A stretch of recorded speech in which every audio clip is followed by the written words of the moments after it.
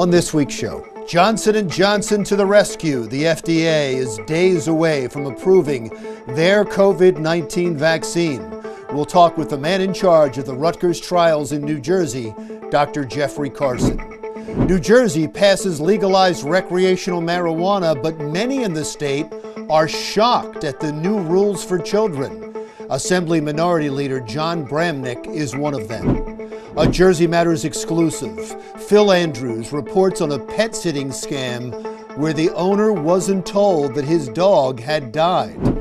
And another candidate for governor will introduce you to Pastor Phil Rizzo.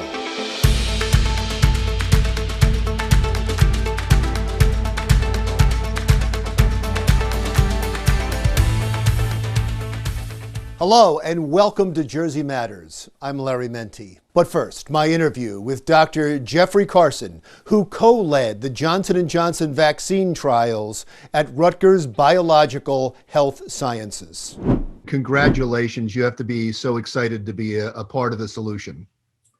You know, the country and the world's been so compromised by COVID-19. These vaccines are clearly going to make a big difference. And the big issue is we have not had enough vaccine. We've not had enough supply. So far, it's Moderna and Pfizer's vaccine that's on the market. There was some inherent problems with those vaccines because they had to be kept in freezers, Arctic freezers. You had to get 2 shots. This is different, right? This is really practically a huge advantage. First and foremost, 1 dose. So that means half the trouble of getting people vaccinated. It means when you say you have 100 million doses, you don't say you're in the Moderna Pfizer world, that means you can vaccinate 50 million people. With this vaccine, it means you can vaccinate 100 million people. So the single dose is hugely impactful. Second is the way the vaccine itself is managed. It doesn't have to be in a deep freezer. It can be put in a refrigerator and stay for a short time. So it's much, much easier to manage for that reason. And for that reason, it will be available more places. Not everybody has that freezer to keep the Moderna and the Pfizer vaccine. You should be able to go to your local doctor. Is that right? Well, you know, I was reading the newspaper like you were. Governor Murphy described that this is a game changer, he called it, and it all had to do with the practicality of storing and administering this vaccine. And, you know, what I read was that he's talking about the possibility of distributing this to physicians so that physician practices can administer. I mean, we administer vaccines all the time in our practice, you know, from the flu vaccine to the pneumovax to the shingles vaccines. These are all vaccines we do, you know, every day in practice.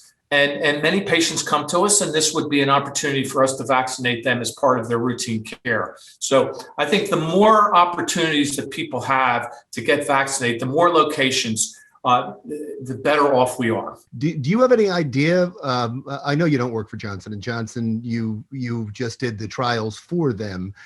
But do you have any idea how quickly they'll get this out? Well, what they've said is that they'll have 4 million doses available to immediately be distributed once they get their emergency use application, abbreviated EUA. You'll hear, you know, your viewers will hear EUA. So 4 million right away.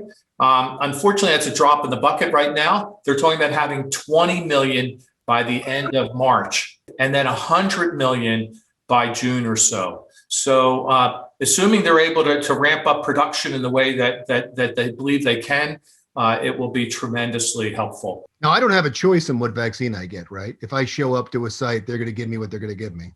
That's the current way it's done, and I would expect it would stay that way. And I would encourage people to get the first vaccine they can get, and don't sweat which one it is. Just get the first one you can get.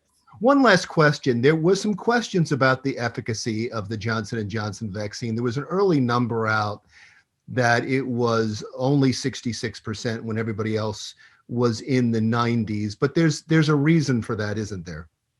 Well, there could be a reason, okay?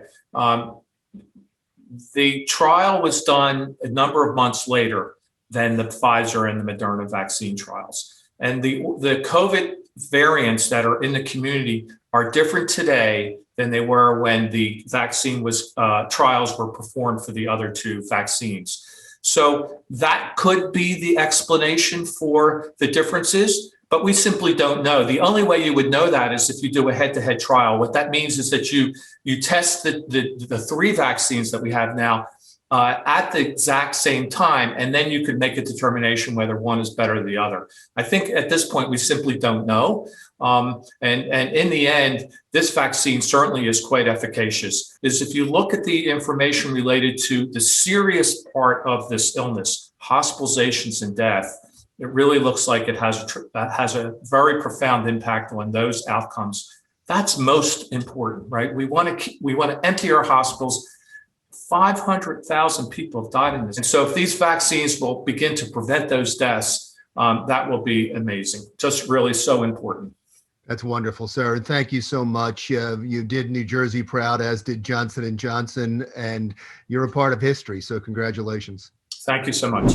Dr. Jeffrey Carson, Rutgers University. Still to come on Jersey Matters, Assembly Minority Leader John Bramnick says the state just passed a law legalizing marijuana for children. He'll explain next.